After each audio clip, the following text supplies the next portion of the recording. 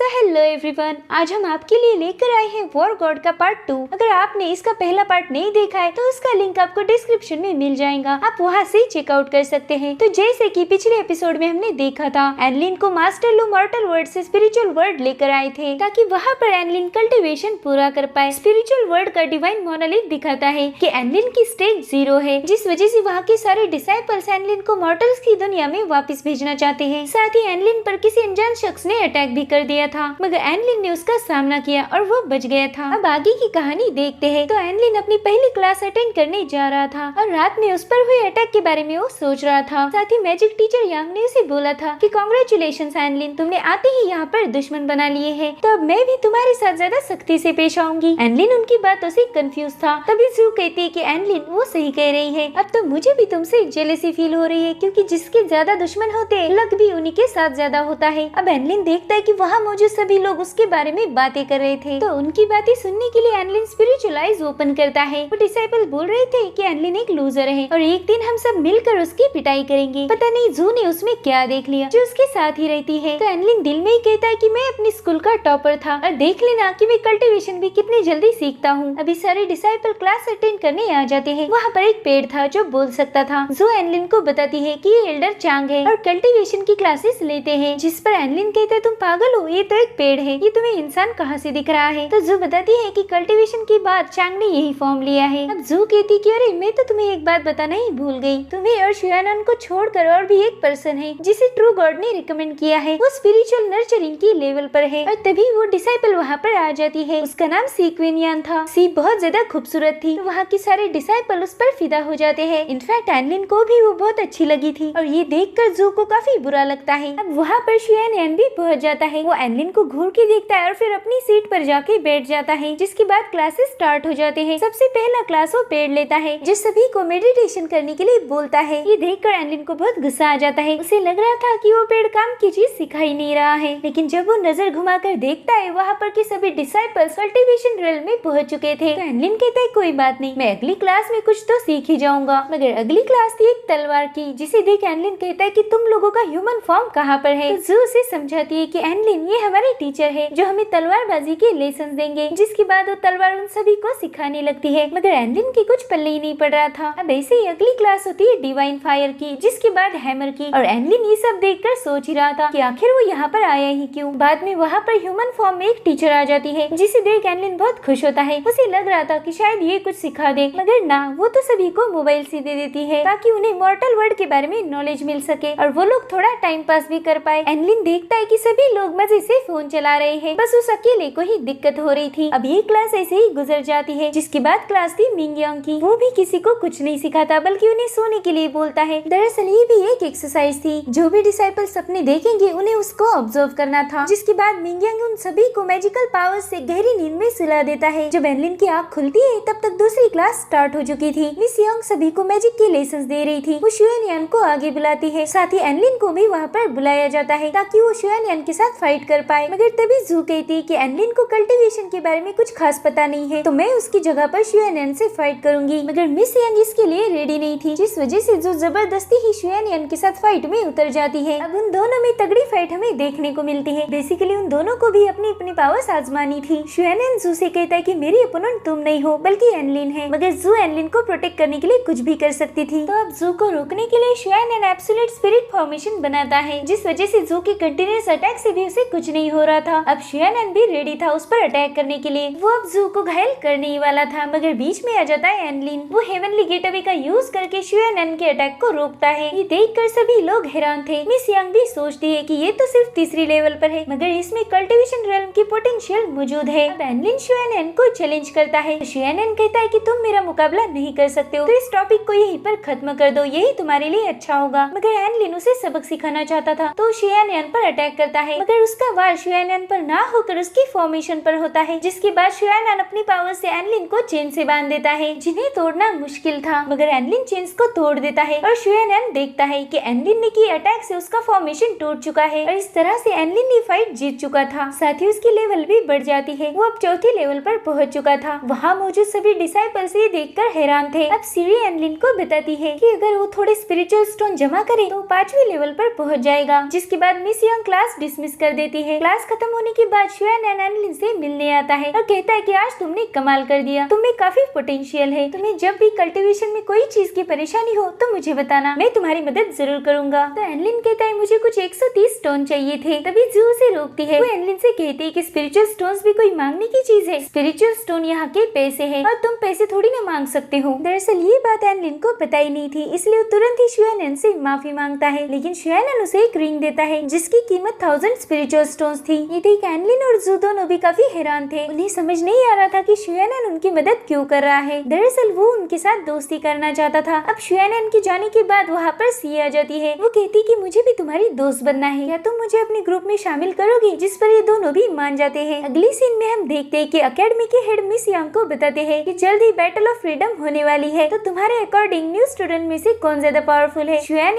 या फिर सी? जिस पर मिस यांग कहती है कि उन दोनों से भी ज्यादा पावरफुल एनलिन है, आप बस देखते जाओ। इधर सीरी एनलिन को बता रही थी कि हर साल यहाँ पर बैटल ऑफ फ्रीडम की कंपटीशन होती है, तो तुम्हें उसमें टॉप 50 में आना पड़ेगा। अगर तुम टॉप 50 में आ गए तो तुम्हें लकी ड्रॉ के जरिए स्पिरिचुअल वेपन मिल सकता है, और अगर गलती से भी तुम इसमें हार गए तो तुम्हें एक क्यूट सी लड़की में बदल दिया जाएगा, और ये ट्रांसफॉर्मेशन 1 साल तक चलेगा। 1 साल कंप्लीट होते ही तुम वापस से अपने पुराने फॉर्म में आ सकते हो। अब सीरी की बातें सुनकर एनलिन बहुत डर जाता है और उसे सपना आता है कि वो बैटल ऑफ फ्रीडम में हार चुका है, जिसके बाद उसे एक सुंदर लड़की बना दिया गया है। और इसी डरावने सपने के साथ उसकी नींद खुल जाती है। कहता है कि मुझे जल्दी से अपनी लेवल अप करनी होगी, नहीं तो ये लोग मुझे लड़की बनाने में जरा सी भी देर नहीं करेंगे। वो देखता है कि उसके पास कुछ 130 स्टोन्स पड़े हुए थे, तो उन्हें एब्जॉर्ब करके एनलिन 7th लेवल तक पहुंच जाता है। अब उसकी पावर्स बहुत बढ़ चुकी थी, जिसके बाद सीरी उसे 1000 पीक फॉरेस्ट दिखाती है, जहाँ पर वो कंपटीशन होने वाली थी। इसमें 50,000 डिसाइपल्स हिस्सा लेने वाले थे और एनलिन की रैंक 29,000 पर थी। इसका मतलब वो बहुत पीछे था, जिस वजह से वो काफी टेंशन में आ जाता है और सीरी उसका टेंशन और बढ़ाती है। ये बताकर कि स्कूल के सारे डिसाइपल उसे अपना दुश्मन मानते हैं, तो वो उसे हराने की पूरी कोशिश करेंगे। तो एनलिन की बेहतरी इसी में है कि उसने खुद को एक सुंदर लड़की में तब्दील होने के लिए तैयार रहना चाहिए, इसलिए वो भी लड़की जैसे बात करने की प्रैक्टिस शुरू कर देता है। साथ ही जू से भी पूछता है कि अगर मैं लड़की बन गया तो तुम्हें कैसा लगेगा, मैं तुम्हारी अच्छी दोस्त बन सकता हूँ। तो जू कहती है इस ख्याल से भी मुझे डर लग रहा है, ये बातें मत करो। एनलिन कहता है अरे नहीं, मैं तो बस मजाक कर रहा था, लेकिन असलियत में तो काफी डरा हुआ था। जिसके बाद वो शुआन के पास जाकर कहता है कि अगर कल जाकर मैं लड़की बना तो तुम मेरे दोस्त बने रहोगे या फिर हमारी फ्रेंडशिप टूट जाएगी। जिस पर शुआन भी काफी कंफ्यूज हो जाता है और वो सी और जू को बताता है कि शायद एनलिन मेंटली स्टेबल नहीं है, वो ज्यादा प्रैक्टिस कर करके पगला गया है। इधर एनलिन सीरी से पूछता है कि वो अगले लेवल पर कैसे पहुंच सकता है। वो उसे बताती है कि अगर उसने 9 लेवल के डिसाइपल को हरा दिया तो वो अपनी लेवल बढ़ा सकता है। जू भी 9th स्टेज पर थी, तो अगर एनलिन उसे हरा पाया तो उसकी लेवल बढ़ सकती थी, मगर उसे पता था कि वो जू को हरा नहीं पाएगा। तो सीरी उसे बताती है कि अब वो 7वीं लेवल पर पहुंच चुका है, तो वो एसेंस ऑफ माउंटेन की टेक्निक यूज कर सकता है, और अगर वो जू को हरा पाया तो रैंकिंग में भी बहुत ऊपर आ सकता है। जिस पर एनलिन कहता है कि जू तो मेरी दोस्त है, मैं उसे जानबूझकर हारने के लिए बताऊंगा। तो अगले ही दिन वो जू से बात करने चला जाता है। वो कहता है कि जू मुझे तुम्हारी मदद चाहिए थी। तो जू से गुस्से में बोलती कि अगर तुम दोबारा से लड़की बनने के बारे में बात करने वाले हो तो प्लीज मत करना, मुझे बहुत गुस्सा आता है। जिस पर एनलिन कहता है अरे नहीं, मैं तो मर्द हूँ, भला मैं लड़की क्यों बनूंगा? तो जू कहती हाँ वो तो मुझे पता है, मगर तुम ही उस दिन बोल रहे थे कि तुम लड़की बनने वाले हो। चलो बताओ अब तुम्हें क्या मदद चाहिए? मगर एनलिन में उतनी हिम्मत नहीं थी कि वो उसे कुछ बोल पाए, इसलिए वो टॉपिक बदल देता है और कोई और ही बात बताकर वहाँ से चला जाता है। जिसके बाद वो शुआन से मिलता है और उसे कहता है कि भाई अगर तुम मेरे साथ फाइट में जानबूझकर हार जाओ तो मैं 9th लेवल पर पहुंच जाऊंगा। लेकिन शुआन कहता है कि ये तुम गलत तरीका अपना रहे हो, तुमने प्रॉपरली कल्टीवेट करके अपनी लेवल्स बढ़ानी चाहिए। मगर एनलिन कहता है कि प्लीज मेरी हेल्प कर दो, नहीं तो मैं कंपटीशन में हार जाऊंगा। तो शुआन मान जाता है, लेकिन वो कहता है अगर फाइट करनी है तो रियल वाली करेंगे, मैं तुम्हें अपनी वीकनेस बता दूंगा जिस पर अटैक करके तुम फाइट जीत सकते हो। मगर एनलिन उसे घायल नहीं करना चाहता था। तो शुआन कहता है कि तुम मेरे अच्छे दोस्त हो और बहुत जीनियस भी हो, तो इतना तो मैं तुम्हारे लिए कर ही सकता हूँ। जिस पर एनलिन कहता है कि कोई भी कल्टीवेटर अपना वीकनेस दूसरे को नहीं बता सकता और मैं नहीं चाहता कि तुम्हारी कमजोरी मुझे पता चले, इसलिए मैं जू से ही बात करता हूँ। अब वो जू से मिलने जाता है और उसे कहता है कि अगर तुम मेरे साथ फाइट में हार जाओ तो मेरी लेवल 8 तक बढ़ जाएगी। जिस पर जू उसकी मदद करने के लिए मान जाती है, मगर जू को कहीं ना कहीं लग रहा था कि शायद एनलिन उससे झूठ बोल रहा है, वो कोई और ही बात करने वहाँ पर आया था। तो जू को हराने के लिए एनलिन शुआन से एब्सोल्यूट फॉर्मेशन की टेक्निक सीखता है। जिसके बाद वो जू से मिलने जाता है और एब्सोल्यूट फॉर्मेशन का यूज करके उसे बांध देता है। अब वो जू पर स्नीक अटैक करने ही वाला था कि तभी जू रोने लगती है। उसे रोता देख एनलिन को काफी बुरा लगता है और वो अपना अटैक रोक देता है, मगर गलती से वो जू को टच करता है। अब जू को लग रहा था कि एनलिन के इरादे कोई नेक नहीं है, जिस वजह से वो रोते हुए वहाँ से जाने लगती है। वो एनलिन को काफी गालियाँ दे रही थी। एनलिन करने कुछ गया था और हो कुछ गया था, जिस वजह से वो भी शुयानन के पास जाकर जोर जोर से रोने लगता है। वो कहता है कि मैंने सब गड़बड़ी कर दी, जो मेरे बारे में बहुत गलत सोच रही होंगी। तो शुयानन उसे समझाता है कि ये मैटर इतना भी सीरियस नहीं है, जू का गुस्सा शांत होने दो, वो अपने आप समझ जाएंगी कि तुमने जानबूझकर उसे टच नहीं किया था। इधर जू भी काफी परेशान थी। वो एनलिन का वेट कर रही थी कि वो आएगा और उससे माफी मांगेगा, मगर एनलिन तो उसकी बॉडी को डिटॉक्सिफाई करने में लगा हुआ था। उसे ये काम 13 दिनों तक करना था, जिसके बाद उसमें कुछ हेवनली पावर्स आने वाली थी और उन्हीं का यूज करके वो कंपटीशन में परफॉर्म करना चाहता था। अगले दिन भी एनलिन स्कूल नहीं जा पाता क्योंकि उसका पेट खराब था। तो शुयानन उससे मिलने आता है। वो पूछता है कि आज तुम क्लास में एब्सेंट क्यों थे। तब एनलिन बाथरूम से ही उसे जवाब देता है कि मेरी हालत बहुत खराब है, नहीं तो मैं आ जाता। जिस पर शुयानन कहता है कि मुझे तो कुछ अलग ही लग रहा है, शायद तुम जू के साथ जो मैटर हुआ है उस वजह से नहीं आ रहे हो। तो एनलिन कहता है कि ना, ये बात नहीं है, मैं तो उससे रात में ही माफी मांगने जाने वाला था, मगर अचानक से मुझे डायरिया हो गया और मैं कल रात से ही वॉशरूम में बैठा हूँ। तो शुयानन कहता है कि ये तुम्हारा इनर डीमन है, रुको मैं उसे बाहर निकालने में मदद करता हूँ। जिसके बाद शुयानन कुछ स्पेल पढ़ना शुरू कर देता है, जिस वजह से एनलिन की बॉडी डिटॉक्सिफाई होने लगती है और ये प्रोसेस पहले के मुकाबले काफी तेजी से होने लगती है। अब उसकी बॉडी 93% क्लीन हो जाती है और एनलिन के डायरिया की वजह से वहाँ के पेड़ पौधे बड़ी तेजी से ग्रो हो चुके थे। और अब कंपटीशन का दिन आ जाता है। एनलिन अभी भी पूरी तरह से ठीक नहीं हुआ था, फिर भी वो पार्टिसिपेट करने वहाँ पर आ जाता है। तभी उसके पास डेवी नाम का बड़ा सा डॉग आ जाता है। वो एक ऑब्जर्वर था। वो कहता है कि मुझे पता है तुम्हारी हालत ठीक नहीं है, इस पेन से राहत दिलाने में मैं तुम्हारी मदद कर सकता हूँ। और तभी वहाँ की डिवाइन मोनालिथ के जरिए एल्डर युवा सभी डिसाइपल से बात करते हैं। बेसिकली वो कंपटीशन के रूल्स बताने आए थे। वो कहते हैं कि जैसे ही तुम 1000 पीक फॉरेस्ट में पहुँच जाओगे, तुम्हारी बैटल स्टार्ट हो जाएगी। यहाँ मौजूद सभी एल्डर्स तुम्हारा परफॉर्मेंस देखेंगे और तुम्हारा स्कोर कैलकुलेट करेंगे। तुम जितने ज्यादा पावरफुल रहोगे उतने ही एनिमीज को तुम्हें मारना होगा और जितने एनिमीज को तुम किल करोगे उससे तुम्हारी रैंकिंग बढ़ जाएगी। साथ ही वो कहते हैं कि मैंने तुम सभी की सुरक्षा के लिए तुम लोगों पर गोल्डन लाइट प्रोटेक्शन कास्ट किया है। अगर गोल्डन लाइट ब्रेक हुआ तो तुम अपने आप यहाँ पर पहुँच जाओगे और इसका मतलब तुम कंपटीशन से बाहर हो जाओगे। अब सारे रूल्स समझाने के बाद वो इन सभी डिसाइपल को 1000 पीक फॉरेस्ट में भेज देते हैं। अब कंपटीशन में आगे क्या होगा ये हम नेक्स्ट पार्ट में देखेंगे। आई होप आपको एक्सप्लेनेशन अच्छी लगी होंगी। मिलते हैं नेक्स्ट वीडियो में, तब तक के लिए बाय बाय, टेक केयर।